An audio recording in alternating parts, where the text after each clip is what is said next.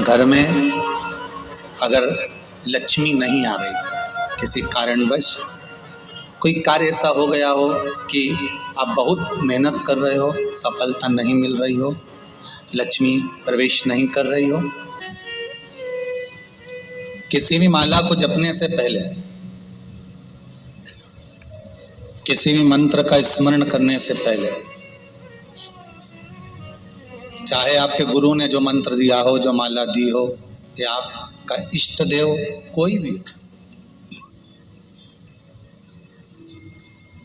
आपका इष्ट देव कोई भी,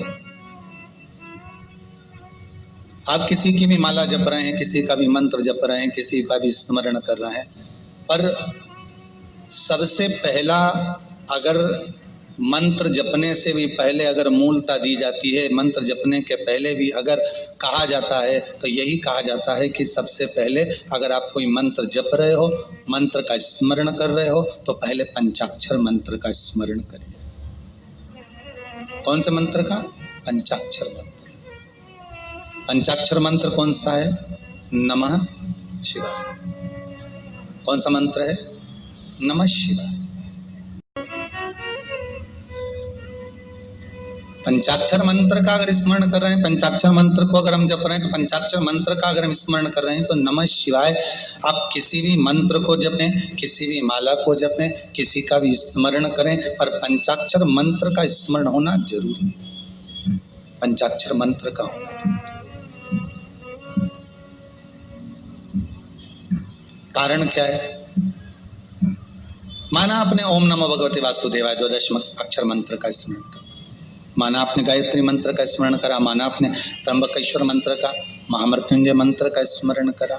आप जिस भी मंत्र का स्मरण कर रहे हैं, चाहे देवी के मंत्र का स्मरण कर रहे हो, चाहे आप राम नाम कृष्ण नाम के मंत्र का स्मरण कर रहे हो, पर शिव महापुराण की कथा कहती है कि आप किसी भी मंत्र को जपें और किसी भी मंत्र का स्मरण करें, और उस मंत्र में जपने से पहले, माला बजने से पहले पंचाक्षर मंत्र को अगर हम बोल लेते हैं, नमः शिवाय जप लेते हैं, अगर हमने पंचाक्षर मंत्र का स्मरण कर लिया, तो पूरी माला में अगर कहीं एक त्रुटि भी हो जाती है तो शंकर उसे संभाल लेते हैं, उसका फल हमको प्रदान कर देते हैं। आवाज चेक करिए, आवाज चेक नहीं। पंचाक्षर मंत्र का मूल एकाग्रित हो जाता है।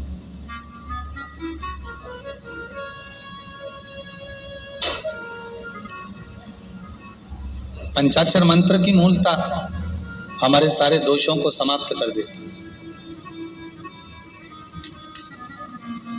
अगर आप पंचाक्षर मंत्र का एक स्मरण कर कर किसी भी मंत्र को जप रहे, शिव महापुराण की कथा तो यहां तक कहती है महाराज जी कि अगर मान लो आप किसी पूजन को कर रहे हैं और पूजन में आपको लगता है कि गलती हो रही है,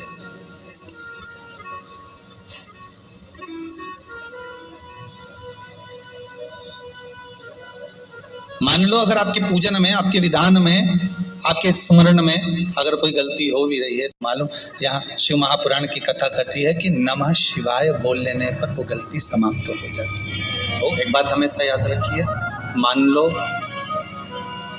घर में अगर लक्ष्मी नहीं आ रही, किसी कारणवश कोई कार्य ऐसा हो गया हो कि आप बहुत मेहनत कर रहे हो, सफलता नहीं मिल रही हो, लक्ष्मी प्रवेश नहीं कर रही हो, तो महाराज बेल का जो फल होता है, उस फल के अंदर का जो गुर्दा होता है, बेल के फल का अंदर का जो भाग होता है गुर्दा, उसको लेकर घर पर आओ और सुखा लो।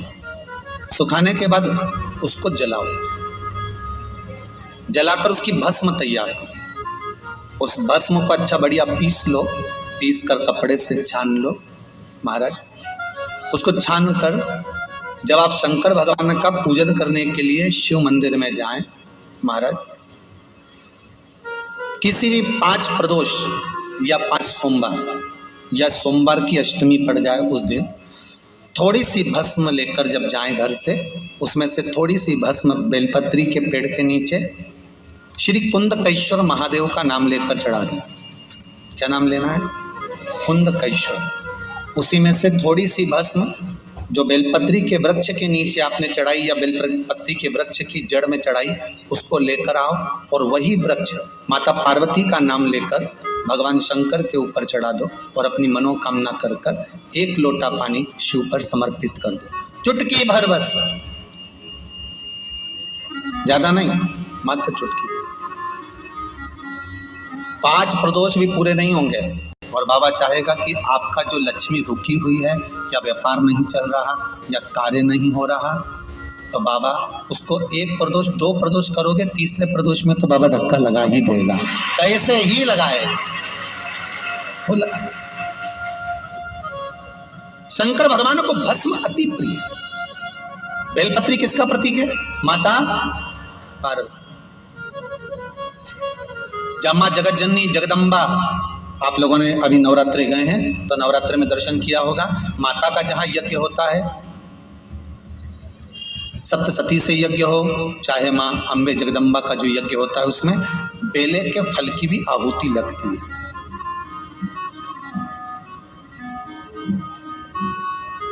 उस भस्म की बड़ी प्रबलता, बेल का जो गुर्दा होता है, उस गुर्दे की जो भस्म तैयार कर जाती है, उसका बड़ा महत्व है, बड़ा। हम तो यहां तक कहेंगे देसी गाय का घी हो, कौन सी गाय का? देसी, और जर्सी नहीं, देसी गाय का घी हो, देसी गाय के दूध से जो घृत का निर्माण हो वो घी हो, और बेले का जो फल का गुर्दा जलाओ, उसकी भस्म अगर आपने बेलपत्री के पेड़ के नीचे ही बनाई हो, मान लो अगर कोई बड़ा बेलपत्री का वृक्ष हो,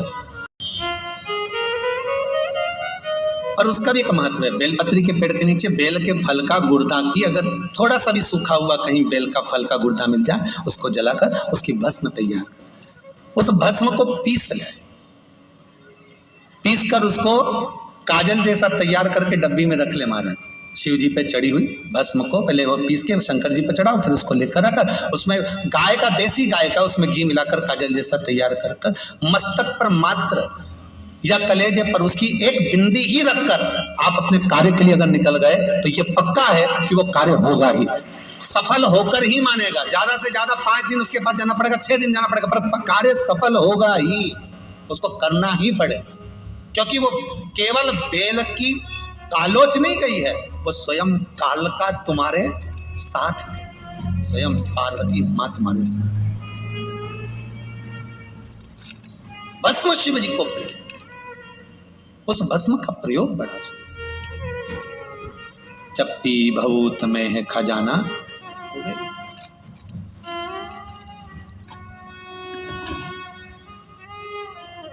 शंकर भगवान का अनुमोदन स्मरण शिव महापुराण की कथा कहती, सुख देने वाला। कभी कभी भगवान का अगर स्नान कराने जा रहे हो शिव मंदिर में, या अपने घर पर भी आप शंकर जी का स्मरण कर रहे हो, प्रयास करा करो। कभी कभी बाजार में से चंदन अगर मिल जाए लाल तो अच्छी बात है, नहीं मिले तो बेलपत्री की जो तुम डंडी और फेंक देते हो पत्ती तोड़कर, उसी डंडी को सुखा लीजिए और उसको पत्थर पे घिसकर उसका चंदन बनाकर पानी में मिलाकर शंकर जी को चढ़ा दीजिए। कोई विशेष कार्य के लिए बता रहे हैं, जब बहुत विशेष कार्य, बच्चा एग्जाम देने बैठ रहा है या